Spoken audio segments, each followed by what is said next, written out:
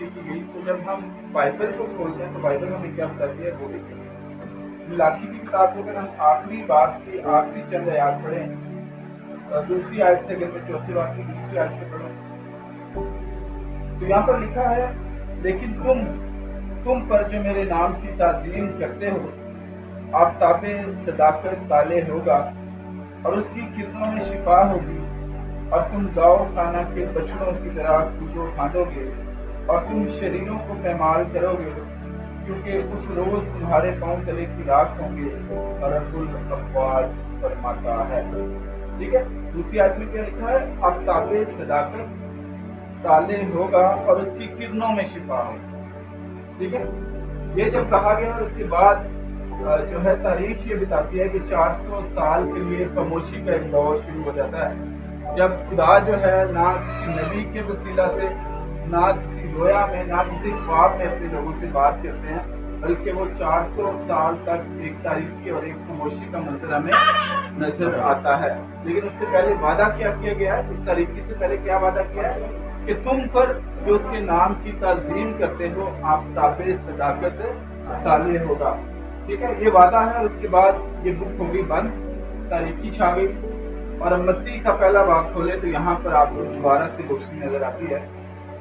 तो 400 साल गुजरने के बाद भी जहाँ पर ये बंद हुआ इल्हाम, वहीं से दोबारा लिखना शुरू हुआ। वो आफ़ताबे सदाकत जिसका कहकर मलाकी ने लिखना बंद किया, मत्ती उस आफ़ताबे सदाकत की पैदाइश की खबर हमें देते हुए नजर आते हैं। तो 400 साल बहुत बड़ा अरसा है। ठीक है, 400 साल बहुत बड़ा अरसा होता, आपकी 5 से 6 पुश्तें उसमें से गुजर जाती। ठीक है, लेकिन जो वादों का सच्चा खुदा, जो सादिकुल कौल है, जो कहानियों का खुदा नहीं बल्कि हकीकत का खुदा है, जो वादा मलाकी की मार्फत किया गया, वो मत्ती के पहले बाब में हमें पूरा होता हुआ नजर आता है। तो एक बड़ा सबूत है कि ये बाइबल मुकद्दस खुदा के इल्हाम और खुदा के रूह से लिखी गई किताब है। ये कहानियों का मजमुआ नहीं है। अगर कहानियों का मजमुआ होता तो यकीनन जब मलाकी ने ये बंद किया तो मत्ती हमें कुछ और कहानी नहीं आ रहा है। ठीक है, तो ये एक सीक्वेंस है जो पैदाइश से चलता है और मुकाशफा तक ऐसे ही हमें नजर आता है। तो आज हम न्यू टेस्टामेंट की तरफ बढ़ेंगे और न्यू टेस्टामेंट का सर्वे हम शुरू करेंगे।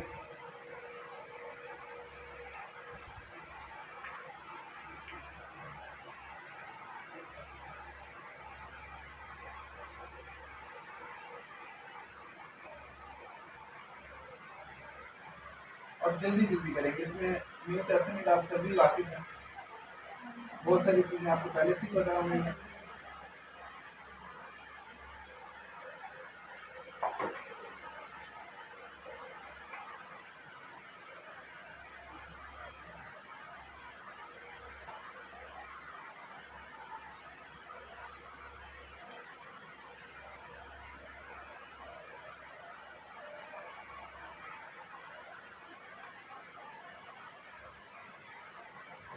मत्ती का जो मतलब है वो है खुदा की बख्शी।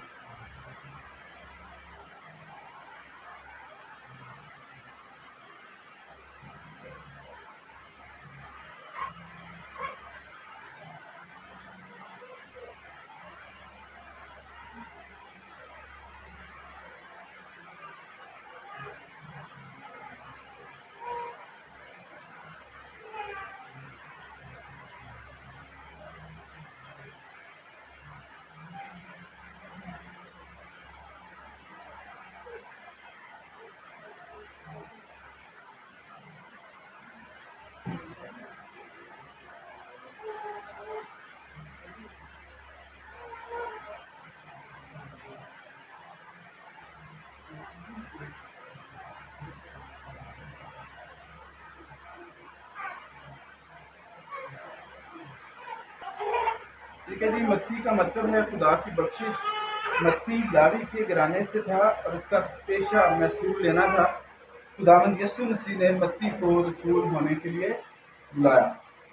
ठीक है। सन तसनीफ इसकी है तकरीबन सन 60 से 65 के दरमियान ये अंजील लिखी गई। इसके अंदर जो मरकजी लोग हैं यीशु मसीह, मरियम, यूसुफ, यूहन्ना बपतिस्मा देने वाला, मसीह रहनुमा, मरियम मगदलीनी, पिलातुस और कैफा। मरकजी मुकाम जो इस किताब के अंदर हमें लिखे हुए मिलते हैं बैतलहम, यरूशलेम, कफरनहूम, गलील और यहूदिया। मरकजी आयत जो है वो 5वें बाब की 17वीं आयत है। ये ना समझो कि मैं तुरैत या नबियों की किताबों को मनसूख करने आया हूँ, मनसूख करने नहीं बल्कि पूरा करने आया हूँ। कुल अबवाब इसके 28 है। कुल आयात जो है इसकी 1071 है।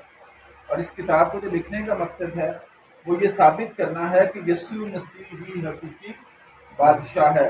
इस अंजील में यीशु के मसीह होने, उसके बादशाह होने, खुदा की बादशाहत और दूसरी रूहानी तालीमात भी मिलती हैं। ये अंजील पुराने अहदनामों के हवालों से भरी पड़ी है, लेकिन ये पुराने वाक़यात को दोहराना नहीं बल्कि इससे ये साबित करना मकसूद है कि यीशु ही मसीह और नजात दहिंदा है।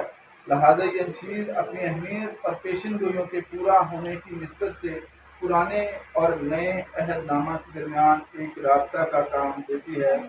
याद रहे कि मसीह रसूल ने ये अंजील खास तौर पर यहूदियों के लिए लिखी। ठीक है। क्या हमें मिलता है ये जो मत्ती की अंजील है ये पुराने अहदनामा और नए अहदनामा के दरमियान एक पुल का किरदार अदा करती है। ये आपको पुरानी पेशन गोइयों के बारे में याद करवाती है और फिर वहाँ से ही उस सफ़र को लेकर आगे शुरू होती है। इसलिए ये पुराने अहदनामा और नए अहदनामा के बीच में एक पुल का किरदार अदा करती हुई हमें नजर आती है। ठीक है। जब आप नोट कर लेंगे तो बता दीजिएगा, ये इसके नोट्स आपको मिल जाएंगे और फिर कोई क्वेश्चन होगा तो हम डिस्कस कर सकते हैं। तक हमारा चैनल सब्सक्राइब नहीं किया तो अभी सब्सक्राइब करें और बेल आइकॉन को क्लिक करके हमारी लेटेस्ट वीडियोस के बारे में अपडेट जानें।